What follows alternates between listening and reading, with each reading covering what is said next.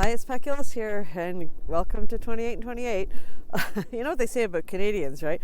Like, we're kind of nuts in terms of the cold. Like, I find it so funny. Yesterday, it was like 5 degrees colder, and so now today it's gotten a little warmer, and it feels like you're in the tropics or something, you know? Anyway, not quite, but almost.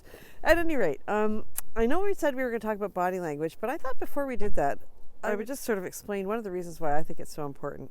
Happened to me, gosh, it's got to be 35, 36 years ago.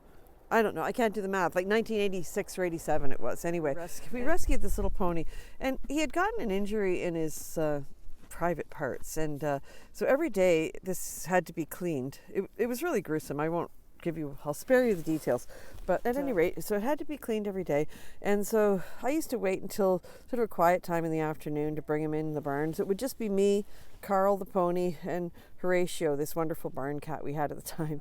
And I was cleaning his wound, and it was quite painful for him, right? So every now and again, he'd swish his tail, or he'd try to bite me, or sometimes he would try to kick me. So, and it was perfectly understandable because what I was doing was really pretty painful for him. At any rate, at one point he took a really good swing at me, and I had to kind of step backwards quickly, and didn't I step on the cat? So I caught the end of his tail. Well, the noise that cat made, he just howled until you could practically have heard it in the next county. It was so loud. And so I went and I tracked the cat down, and I apologized to the cat, and I went back to cleaning poor Carl's wound. Right. It suddenly occurred to me that what I was doing to the pony was so much worse than what I had just done to the cat, and yet the pony had said nothing. Carl had been completely silent, even though I was causing him quite a bit of discomfort. It makes sense from an evolutionary point of view. Like a horse could be someone's supper at any moment, so the last thing he needs to do is draw attention to himself. Say, "Hey, I'm injured. I'm over here." So it makes sense the horse doesn't really have a vocal response to pain. But gosh, his life sure would be different. In fact, it became sort of the mantra of my business for the last 40 years.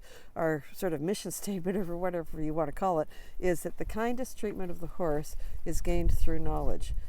The horse really doesn't have a vocal response to pain, and it's something that we have to always keep in mind.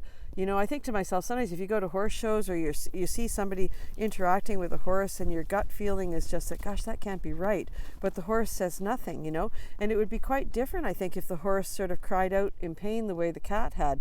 Like, it would make, if nothing else, it would make at least the people in the area turn around and go, "What are you doing?"